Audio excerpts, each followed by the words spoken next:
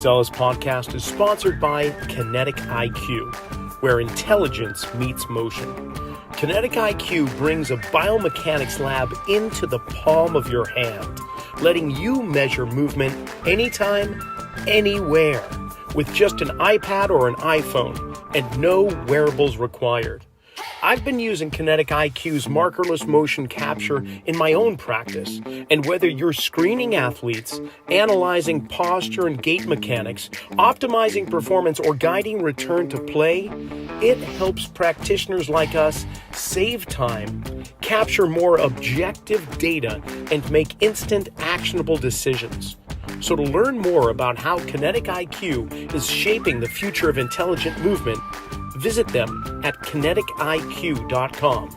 That's KINETIKIQ.com. You know, I can't tell you how thrilled I am to have Metabolic Elite be one of the sponsors of the Zelos Podcast. You know what makes Metabolic Elite different is their commitment to real results. I've seen a lot of supplements and performance enhancement things over the years, but they pair clinical experience with innovation, like Lipitab, their proprietary solid-state liposomal delivery system. It's a chewable format which enhances absorption like nutrients like BPC 157 and synapses. They're delivered more efficiently in the body, supporting recovery, focus, cognitive health. Their formulas go beyond the basics, solving performance health challenges at the system level. Every product is tested for quality, it's backed by research, and trusted by athletes and clinicians alike. So learn more at metabolicelite.co. And you can get 10% off all of Metabolic Elite products by entering the coupon code ZELOS, ZELOS. Well, thanks for tuning into the Zelos Podcast, the show that's all about the pros behind the pros in sports. I'm your host, Rocky Snyder. This week, Kristen Arnold is my guest. She is the sports dietitian for USA Cycling, and she specifically loves focusing on the female athlete. But before we get underway, be sure to check out a 4-week webinar myself and Bobby Aldridge will be doing this September, kicking off Tuesday, September 1st, for 4 weeks, every Tuesday, noon on the East Coast, 9 a.m. on the West Coast, and it's Building Resilient Movement, how better mobility creates stronger, more durable bodies. We're going to dive deep into how you can measure mobility and how it transfers into performance. You can go to my website, rockysnyder.com, for that. Plus, if you want online education, check out the Exploring Foot Wedge course I have, as well as open and closed chain foot mobilization. Heck, we've got one for posture-based soft tissue mobilization, and just releasing the ACL resiliency course, all online. Speaking of online, follow us on Instagram if you haven't already, at Rocky_Snyder, SNYDER. Click the subscribe button and enjoy the show. First off, Kristen, welcome to the Zelos Podcast. Yes, thank you so much, Rocky. I'm really excited to be here, just to be among all the pros behind the pros. And I'm happy to say I have made it there. I am there now. You have. And so I'm gonna ask you all about your journey through professional cycling and your schooling with Ohio State and nutrition and so on. But I gotta say, I love where you live. Fort Collins, Colorado is one of the most idyllic mountain homes in Colorado as far as I'm concerned. I mean, Boulder's nice, but it's big. And I've got some friends just outside of Fort Collins and Lafayette, and I love it. First of all, I know you're a cyclist, but do you ski or snowboard? Mm-hmm. Yep. Backcountry ski, cross-country ski. Oh, you go backcountry. So you're not on the slopes. Like A Basin is one of my most favorite resorts in Colorado, Arapahoe Basin. You don't find yourself down there very often. You go where no one is. That's kind is more typical for me, isn't it? Yeah, you just get out and get out in the open. All right. But you haven't lived there all your life. Where did you grow up? I grew up in Columbus, Ohio, where I went to school and was there for quite a long time. Nice. Okay, so how about this? Just give us the lowdown. What's the career path for Kristen Arnold and how you became a registered dietitian, your master's in nutrition from Ohio State and so on? Like, what was it? Was cycling your original passion? No, not professionally. So I went to Ohio State for undergrad in nutrition, and at the Go time I was Buckeyes. intentionally, yeah, oh, yeah, yep, Buckeyes. I was at Ohio State for 8 years. Went to Oh, you school for loved a it long so much. time. You stayed Just loved professional it. student. That's awesome. Yes, Okay. yeah.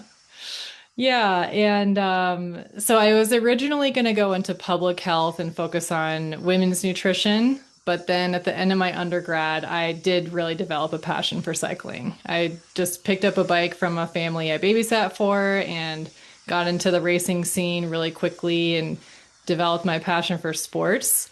But originally, it was going to be in public health. Now, correct me if I'm wrong here, but Ohio, I don't think of mountains very much when I think of Columbus, Ohio. So, what's that all about? Is cycling big in Columbus? That's a great question. Well, so while we don't have great terrain for riding, it actually makes, I think the racing scene is good and better because rather than having like beautiful mountain roads and scenic byways, yes, we just go around cornfields essentially, from cornfield to cornfield in central Ohio. But we had and have a really thriving racing community. So road cycling, a discipline called cyclocross. We even have mountain bike. And so when I started riding bikes, it was very clear to me that everyone did every discipline because it was just more interesting than riding the same roads or the same one or two trails. And so I got connected really quickly with like the competitive community, and that was really fun, and I loved it. Cyclocross is rough. I mean, that's like taking Spartan Race or Muddy Buddies and putting it on a bicycle. I mean, Yeah. that's crazy. So, but out of all the events, personally, what was your favorite? And yeah, so at some point, I was doing group rides, I was training, I was racing, and I clearly was developing a skill set in road cycling. That was the one that I was excelling at the most. So I was winning all the local races, and then I was podiuming in all the regional races, and then eventually I got a pro contract in 2016, just moving my way up. Interesting. Now, how does that work? I'm just curious because I'm in the world of surf out here, and we've got some really great notable surfers. They're sponsored by companies, but there isn't really a lot of money in it. So is it kind of the same with cycling? You have to really be the 1% that where you're going to be riding for the US Post Office or something? Yes, the U.S. Postal Service back in the day, back in the 80s and 90s. I'm dating Um, myself, but you caught me. That was good. I love it. I mean, that was the era, right, that brought road cycling and cycling as a sport to the US, which is really cool. But so as far as cycling goes, also it was a lot different back then, 10 years ago. I think road cycling, there were at least five professional teams in the US for women that were paying salaries or at least a stipend and providing gear and a calendar, coaching and all that. Now the sport is it's almost all in Europe. We still do have some major events here, but the environment is quite different. But for road cycling is a team sport. So a lot of people don't know that, but there's team tactics, there's strategy. And so in order to make it as a pro in road, you get signed on to a professional team. Like you're not an individual riding. Mountain bike is an individual sport, although there are teams that will sign riders, but essentially they're providing support for those individuals. Cyclocross is somewhat of an individual sport, but road, the directors or the managers of the team will compile a team based on the skill set. So similar to soccer, where you're assigning different players for different skill sets, it's the same as in cycling, where you'll hire riders for specific skill sets. Sure. Okay. Well, I'm sure we're going to dive into more cycling, but I want to delve in. I mean, I really want to go into nutrition. And first off, that I want to understand where your passion for fueling and especially women came into play. Was it that you grew up in a family that owned a restaurant, or did you struggle with your own kind of dietary challenges? and things that go along with that? Like, how did you get it out of inspiration or desperation? I mean, bottom line, not to get too personal. Good. No, that's a really good question. I think the why is just so important, right? It fuels why we do and how we do things and what our pursuits are in life. For me, in undergraduate, I originally started in environmental science and was very involved in community organizing, working in sustainability issues. And that was like my main focus in life. But I quite quickly got burnt out on that and wanted to focus on something that touched people individually and that they could personally relate to, right? And food, everyone can relate to that. Everyone can relate to food and how they go about making the eating choices and what their intentions are around their eating patterns. And so really that was my drive for getting into nutrition, is being able to help people in a very personal way. Was there a community or demographic that you felt was in need more, or and that you had touch points with or connections, so that it was kind of like your entry into it? Yeah, I think to speed up my story and make it more interesting, so I was working in sports nutrition in my master's. So in Hey, my wait a minute master's now. degree, Brussels sprouts are one of the most interesting topics we can touch upon. So I don't want you to downplay it at all, but sorry to interrupt. Go ahead. In your master's, what were you doing? yeah, yeah, no, I mean, I can appreciate a Brussels sprout. Right? Super good. And it's funny you bring that up. That's one of the foods I've been talking about a lot more recently as gut health has become a really hot topic. Hmm. And Brussels sprouts are rich in prebiotic fibers, which are beneficial for gut health. But a lot of people, when they think of gut health, they think of kimchi or sauerkraut or kombucha with the probiotics. But Hmm. the prebiotics are arguably more beneficial for your gut health, and Brussels sprouts are a great food for that.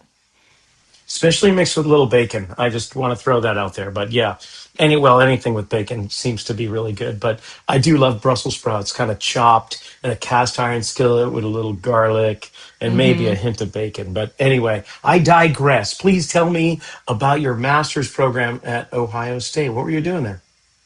In my master's, yeah, that was when I was pursuing racing at the same time. I was really fortunate to have a wonderful primary investigator, PI, my advisor. And my master's degree did not focus in sports, but I did take sports nutrition courses and grow relationships with the sports nutrition professors, both in the exercise science department and the medical nutrition therapy department. But my master's thesis focused in designing an intervention to lower chronic inflammatory markers in postmenopausal women. Oh, talk to me about that. I live with one of those. Yeah, and that really did develop my passion for working in women's sports nutrition and understanding not only the hormones, but the overall physiology, what are recommendations and guidance and support we can provide for women across the lifespan. And it was really helpful in my master's degree that I got the opportunity to have advanced research and focus in that life cycle of the postmenopause. What triggers inflammation in postmenopausal women?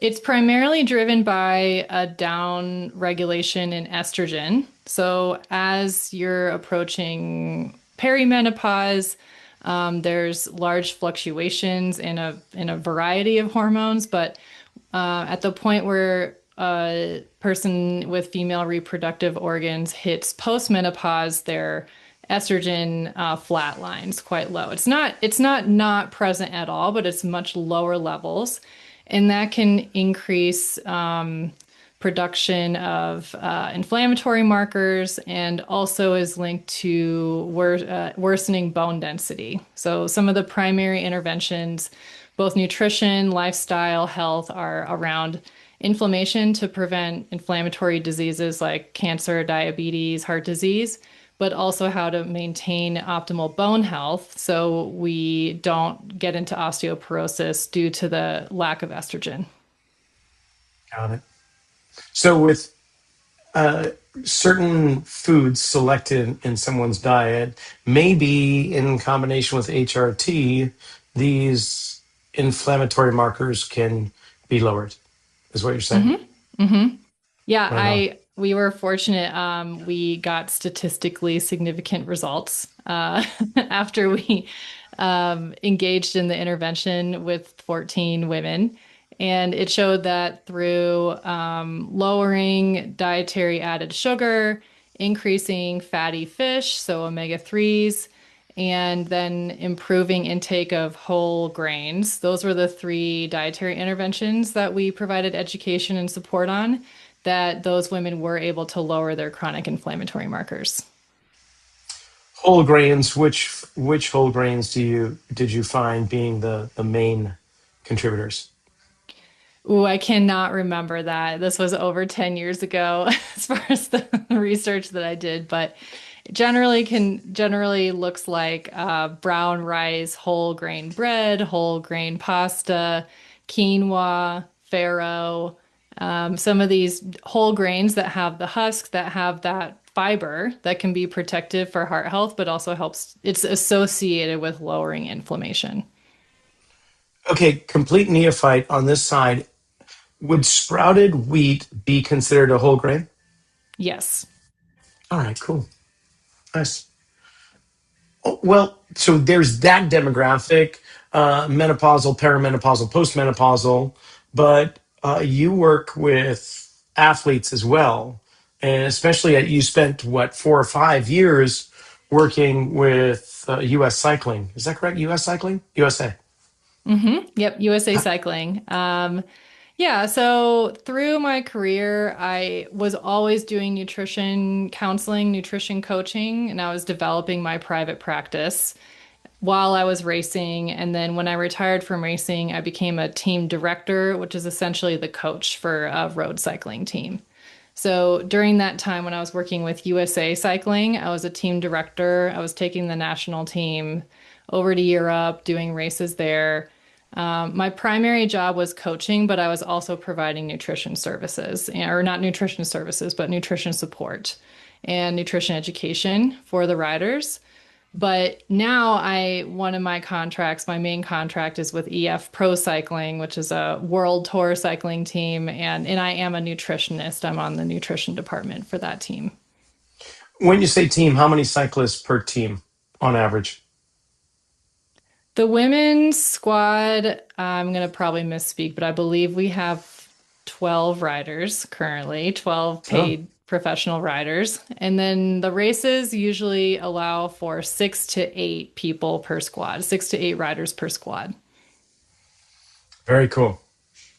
So you've had your own experience, what we'll call high level sport, from inside as a professional cyclist before becoming sports dietitian and coach. So, how did being an athlete change the way you approach nutrition with the athletes you work with today?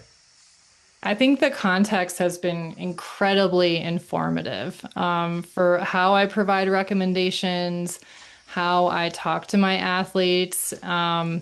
I mean, in cycling is a volume-based sport. So we're training, I mean, the professionals at the highest level that I'm working with now, they're training 20, 30 hours a week on the bike. Like, it is incredibly demanding. So some of the ways I found really helpful is to understand like where the athletes may be mentally when they're in different blocks of training throughout the year, or blocks of racing. So like understand when they need to focus, when they might be more able to take in information, what kind of information is going to be helpful for them, and just going with the flow of their season, in addition to having that experience of what it feels like to be under that training load.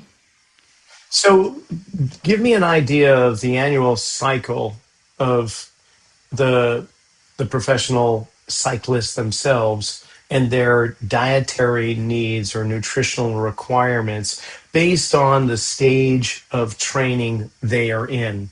Like, what is it like for off season, and then the preseason, the early portion of the season, the later part, and then the championship aspects as well? Hmm.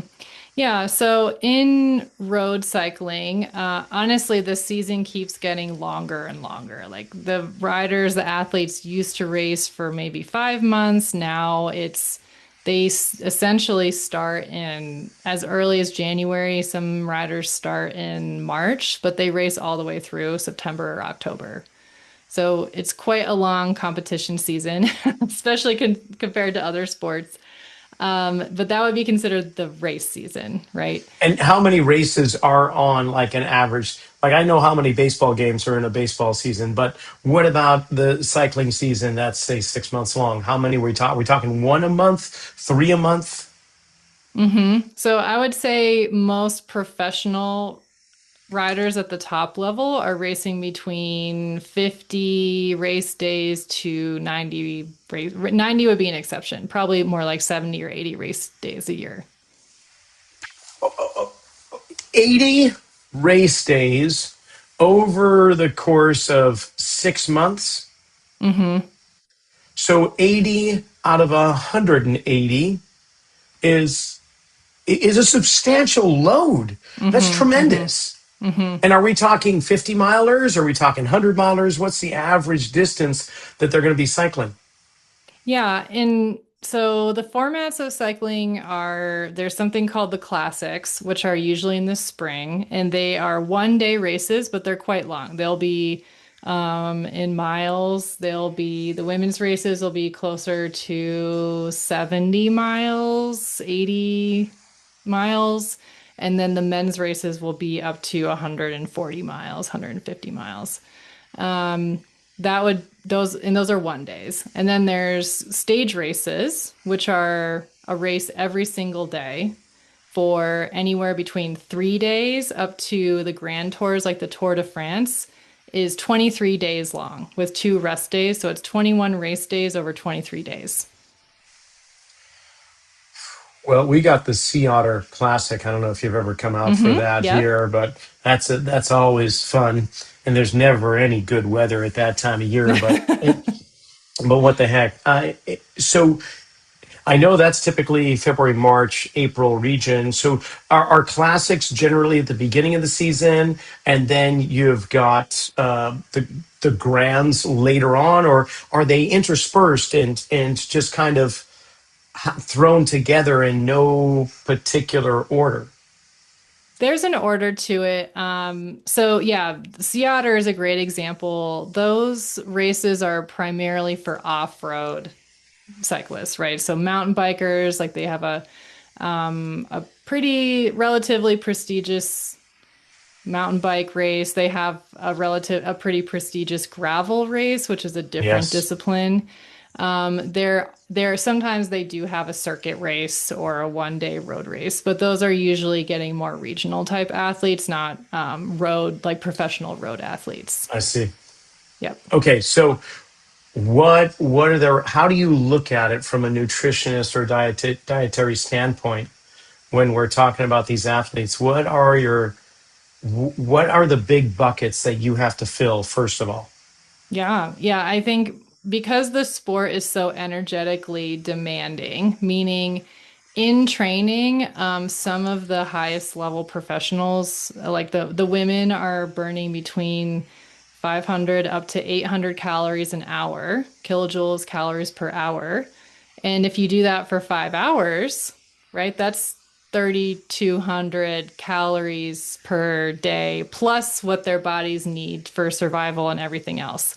So you're looking at 5,000, 5,500 plus calories that these athletes have to eat just to maintain function at that time.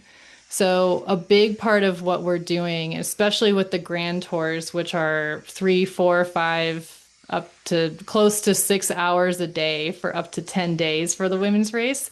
A lot of it is about hitting the time points to accelerate recovery, make sure they're performing during the races, but also that they're hitting everything day to day to day. because if they miss something or they don't get something right days 1, 2, or 3, they're probably going to be fine, but they're really going to be feeling it on days 7, 8, and 9. Uh, just digestion itself is going to take calories, right? 10% of what Yep. you take in, roughly. Maybe I'm Yep. off there, but so add that to the mix. That's a hell of a lot of food to be trying to get down there. So obviously, you're going to find ways to make it more easily digestible in the form of smoothies and other kind of juices, perhaps. But and then you're going to have supplements. Like, how do you get 55 to 6,000 calories a day into an athlete and not have them spend half the day in the bathroom? It's a great question. A lot of practice, a lot of training, a lot of education, developing good habits. But I mean, at the highest level with EF Pro Cycling, we're really fortunate. We have a team chef. We have team chefs that are at the Grand Tours. They're exceptional. They're really great people, but they also understand the nutritional needs of the athletes in addition to making the food taste really good. So that's a huge asset to us, but everything is quite programmed in timing and intentional about the types of foods we're getting. Because you're right, it is really hard to eat enough calories. So a lot of it is about finding the foods that athletes can eat a large quantity of and not feel like their guts are too taxed. Yeah. Okay, so fat has 9 calories, carbs and protein 4. So it seems like fats, having a higher fat intake might help to reduce the volume of food, but then you've got to be concerned about the quality. So where let's start there with the macros. Like, where does fat come into play? And percentage wise, I know, ballpark us a little bit. What do you want in terms of fat intake for these endurance athletes? hmm If it's a typical training day, which a typical training day for the highest level is going to be 3 to 5 hours of training. During that time, also it being an aerobic based sport, the main fuel source their body is using is carbohydrates. Even in zone 1.5, 2.5, those even at those levels, like those zones, the athletes are still using quite a high percentage of carbohydrates as their fuel source. So in that way, vast majority of the calories they're taking in are carbs. So the way we do it in endurance sports, generally we will look at how much protein an athlete needs per day, and that's based on a gram per kilogram Seems to be the calculation. magic number these days, isn't it? 1 gram per kilogram Well, it'd be 1 gram per per pound. body per pound of body weight. Yeah, Yep, yep, yep. So 1.8 to 2.2 grams of protein per kilogram body weight, which is about, you know, 1 gram per 2.2 pounds. pound, and then some less than that, like 30 to 40 grams less than that is the range. Yeah. So you take that Okay. number and then you calculate the number of carbs they need based on the training session and the intensity of the training session and the total number of calories. But the fat ends up being like on a really high volume day, their fat might only be like 10 to 15% of their daily calories because they need so many carbs to fuel their training. On a lower volume training day, the percentage of fat could be closer to 30%. Why is that? Because when the training volume goes up, the amount of carbs they need goes up. So that'll drive the percentage of the fat down. So if you keep, Got like, it. for example, like a minimum number of fat that clinically most people need is 1 gram of fat per kilogram body weight. So if you have somebody that's 60 kilograms, which is kind of an average amount for a cyclist, right? Not somebody in different sports, but a cyclist is going to be smaller bodies for the females. And so 60 kilograms, that's 60 grams of fat, right? Would be a minimum. But if you're doing 4 hours of training, you want to replenish the glycogen, make sure you're providing blood glucose or glucose to the bloodstream. So you need more carbs. So that will drive the percentage of that 55, 65 grams of fat down. Yeah, I'm just curious. I guess my question was on the in between days, the recovery days, the carbs are going to go down, Mm-hmm. and the fat came up remarkably higher than I thought. When you mentioned 30%, I would think that the protein would be coming up to a higher degree, but maybe that's not true. Like, where does protein fall into this? It seems like you've got a 60, 25, 15 kind of split with carbs, proteins, and fat, maybe. But it could be 65 or 70%, and 15 of proteins and fats. I'm just thinking of percentage wise. Like, but on the in between days, what is the macro that you're really wanting to increase? Is it fat? And if so, the higher fat content or intake, is there a reason for it? Or is it simply because the carbs are dropping down? Do you know what I mean? Yeah, no, it can get really confusing really quickly. So to try to make it sound more simple, first Yeah, of because all, I I want lift to, weights yeah, all day long. I am like a caveman. I only count to 10. So yeah, just, consider that and try and simplify it for this old gym rat.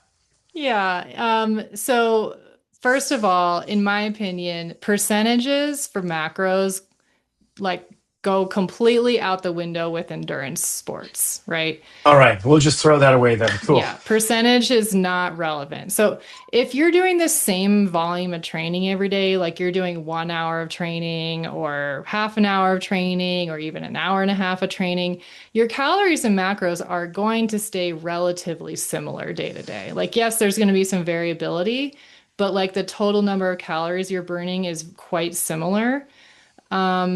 And that's why, so somebody that's doing endurance sports where some days their bodies are only burning, 2,000 calories, and then another day they're burning 6,000. Like the percentages just don't work. You use grams per Okay. kilogram when you're talking about endurance sports. But for other sports that anyone that's doing a sport that has more relatively similar amounts of training every day, that's when percentages make more sense. We're just going to take a quick pause from this conversation to acknowledge our sponsors, and then we'll be right back.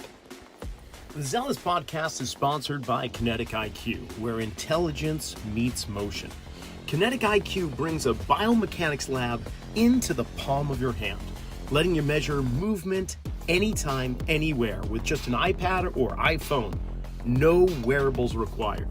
I've been using Kinetic IQ in my own practice, and whether you're screening athletes, optimizing performance, or guiding return to play, it helps practitioners like us save time, capture more objective data, and make instant actionable decisions. So to learn more about how Kinetic IQ is shaping the future of intelligent movement, visit kinetikiq.com. That's KINETIKIQ.com. At the forefront of metabolic elite is Jim Lavelle, internationally recognized clinical pharmacist, a chief science officer at Lifetime, and the co-chair for the American Academy of Anti-Aging Medicine. He's got over 4 decades of experience and has guided Olympic athletes, professional teams, and leading health institutions. You know what makes Metabolic Elite different is their commitment to real results. Like Lipitab, their proprietary solid-state liposomal delivery system. It's a chewable format which enhances absorption like nutrients like BPC 157 and synapses. They're delivered more efficiently in the body, supporting recovery, focus, cognitive health. Their formulas go beyond the basics, solving performance health challenges at the system level.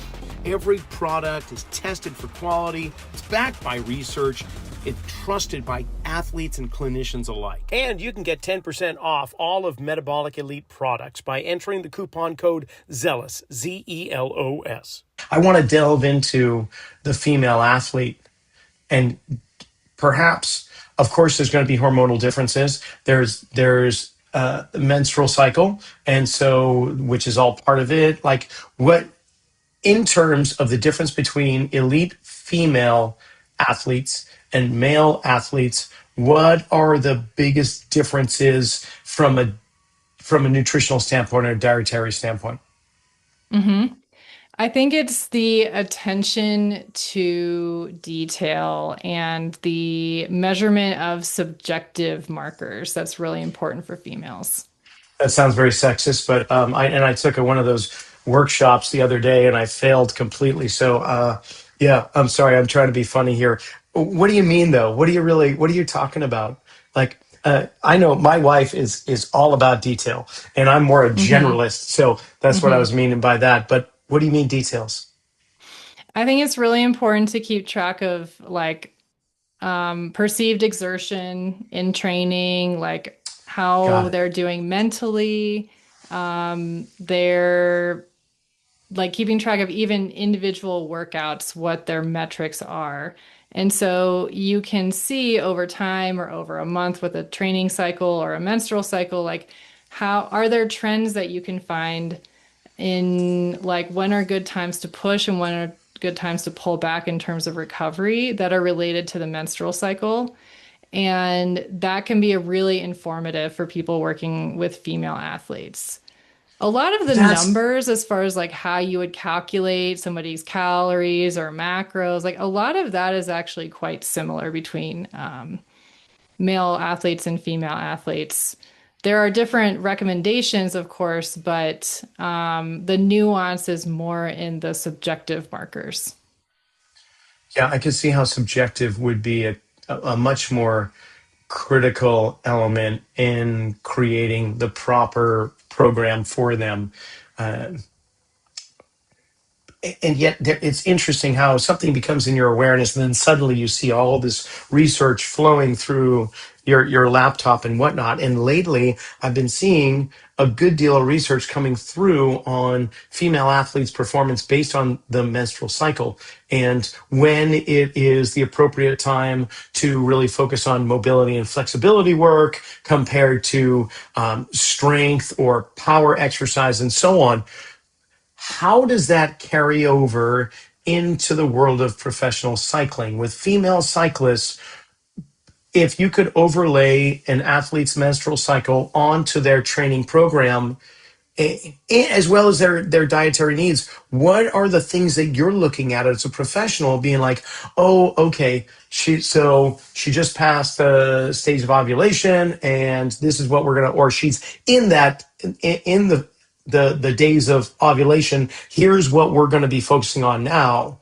And just having her menses, here's what we're going to be focusing on now. And then here's the week after that. Like, are you breaking it down in that kind of stages, or am I just thinking way out in outfield right now? I really like to talk about the concept of complementing nutrition knowledge, and that's also encompassing like exercise physiology and the science we have with the body knowledge, right? I think we're at the point where most practitioners, most trainers, most performance practitioners, no one is necessarily curating a training or a racing schedule to the menstrual cycle, but rather we're using those subjective markers and connecting it to potential physiological experiences that could be going on related to the menstrual cycle, and then informing that for future training sessions. So Oh, it's much you're more so nuanced. diplomatic. You told me I'm an idiot in a really polite way, and I appreciate that. But that's good. Okay. All right. So you use it as just it's there, and it's not your compass in any way.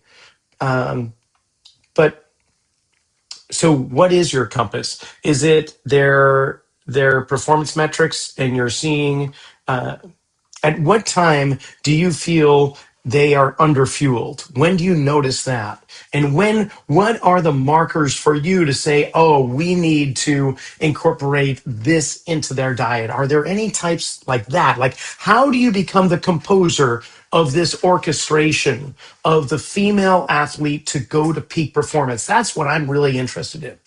hmm It depends on the athlete, right? Everything. I mean, you could say it depends for any question, but Yeah, exactly. we Okay, but we're not going to have cop out on that, no, no, Kristen. no, I'm going to no, nail no, you to the post no, here. How do you no. do it?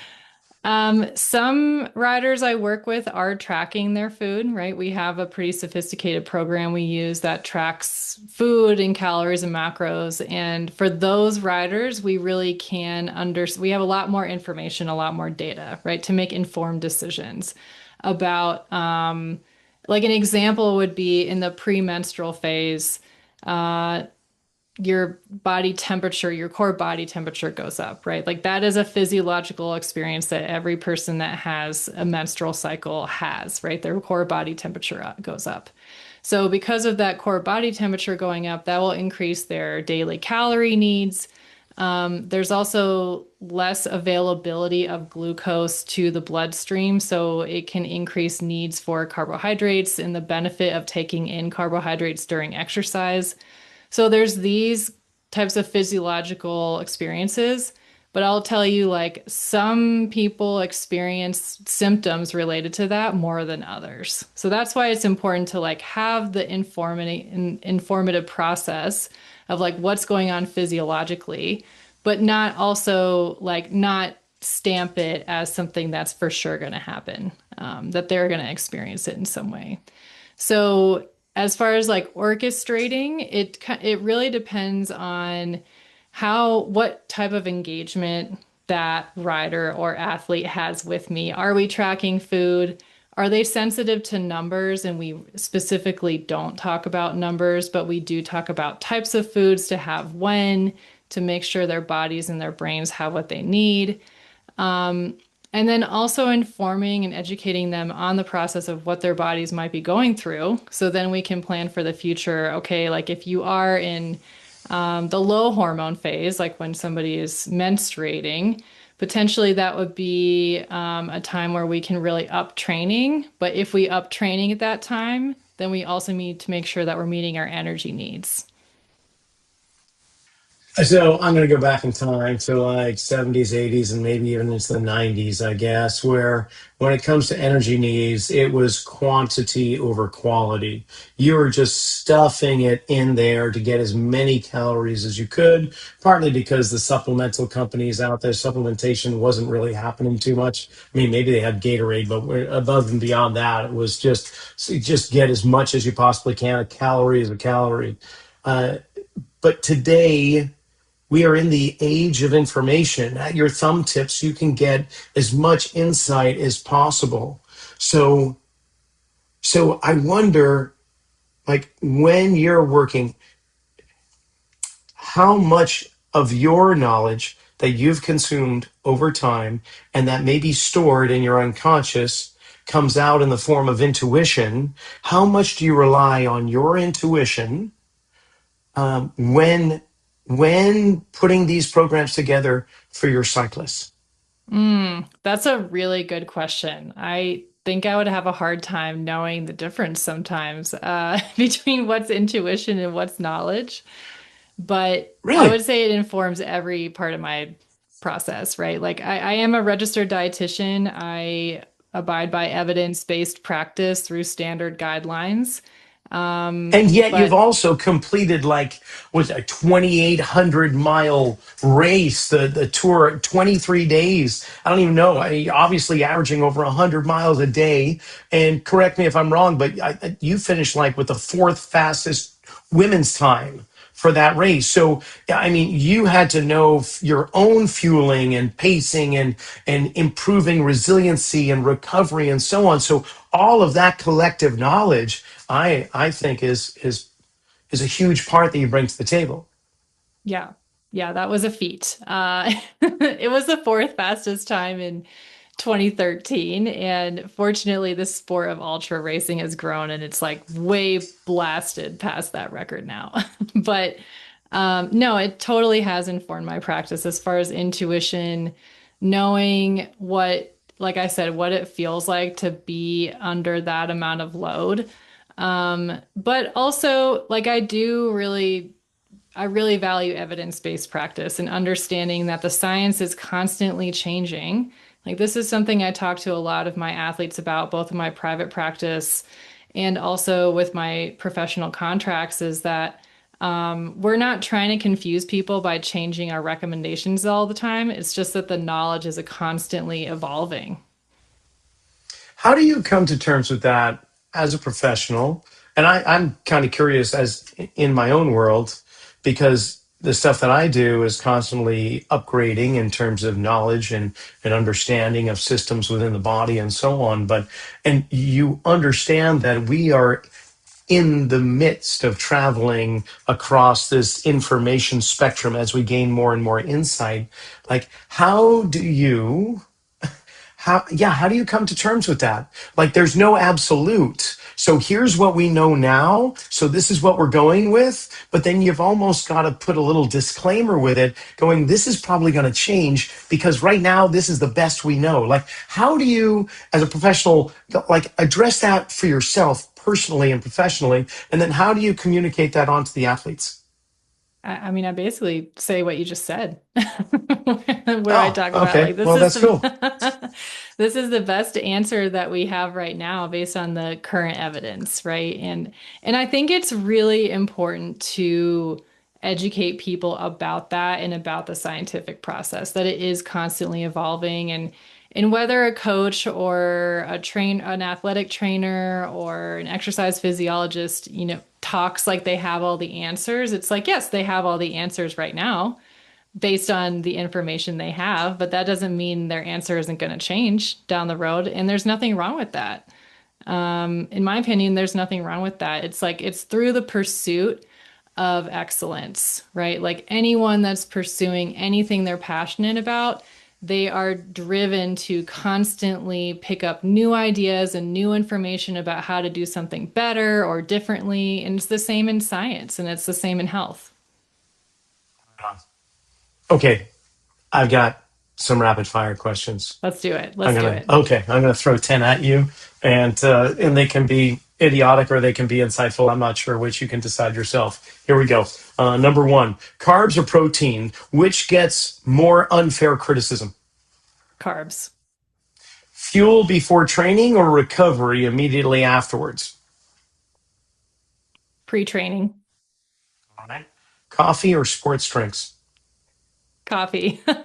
Dang. All For right. myself. I'm speaking for myself. What is the most underrated performance food? Dates. I thought you were going to say Brussels sprouts. That's good. Dates. Yes, dates are huge in smoothies. Biggest nutrition myth you wish would disappear? Ketones. Oh, okay.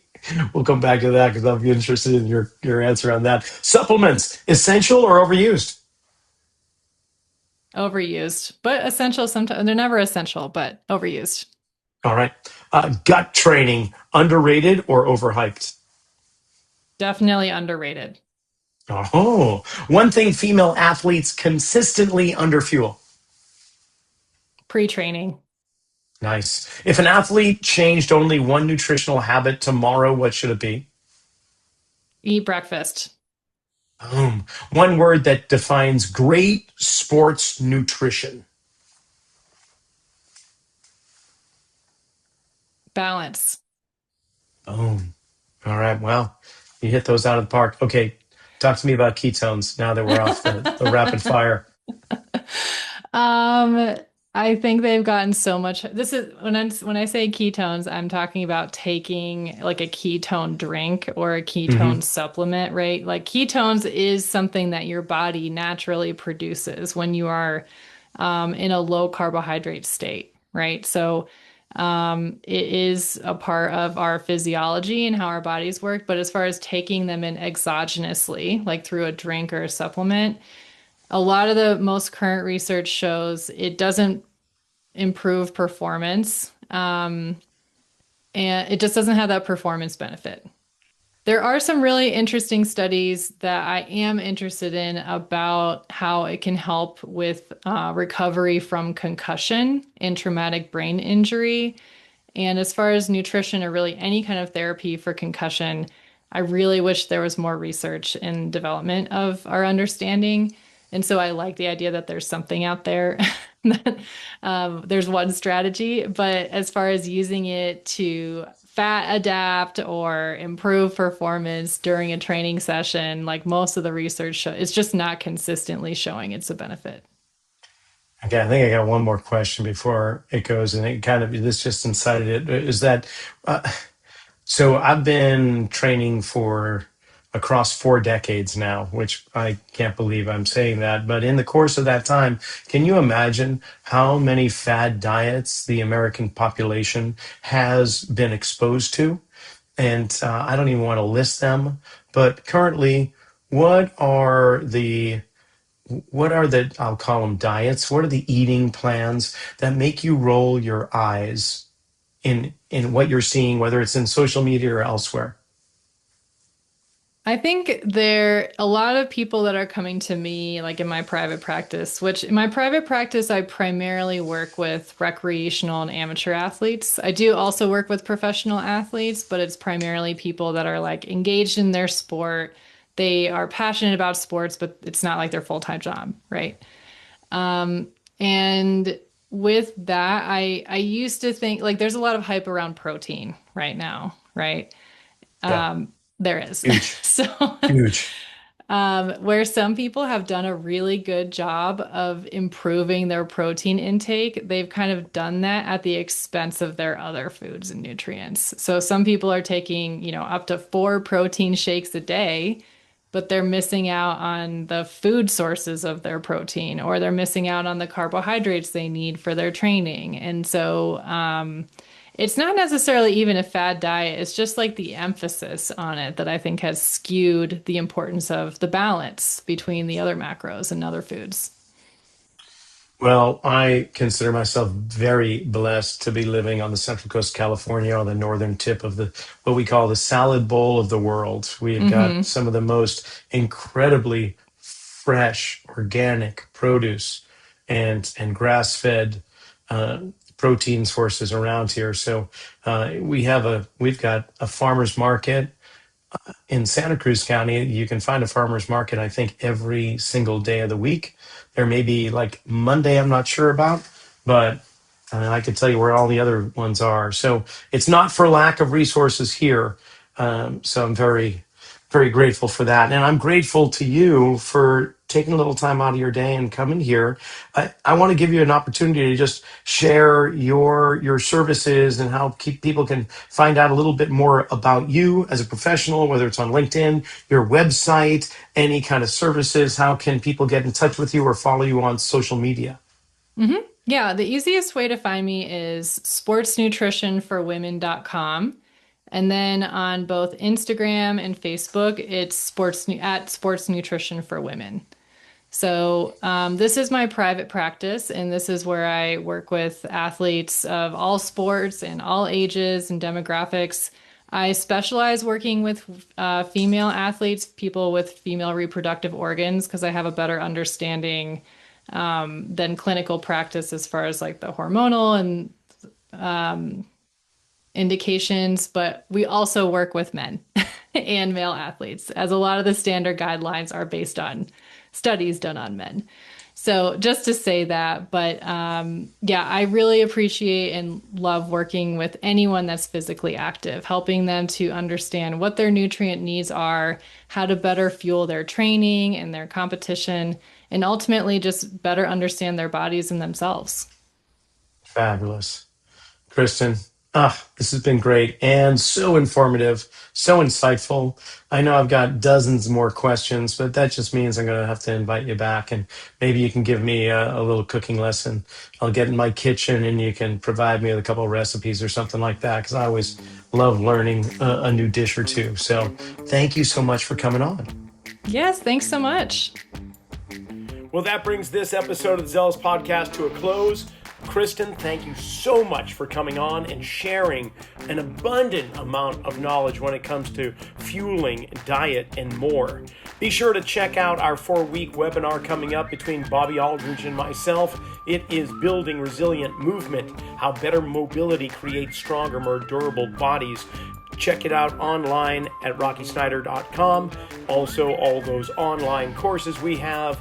weekly blogs, podcast archives. There's a whole bunch of things you can get on there.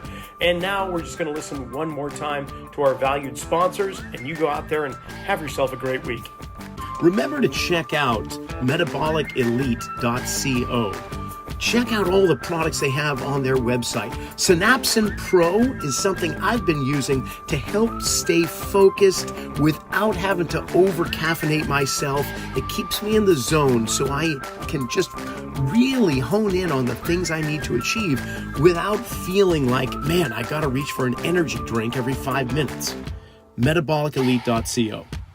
And don't forget, Kinetic IQ. They've got markerless motion capture for morons like me. I can use their product with my iPhone or my iPad. I can look at posture analysis, movement analysis of any exercise, gait analysis. It gives me everything I could possibly want when tracking people's movements. So, check out kinetikiq.com.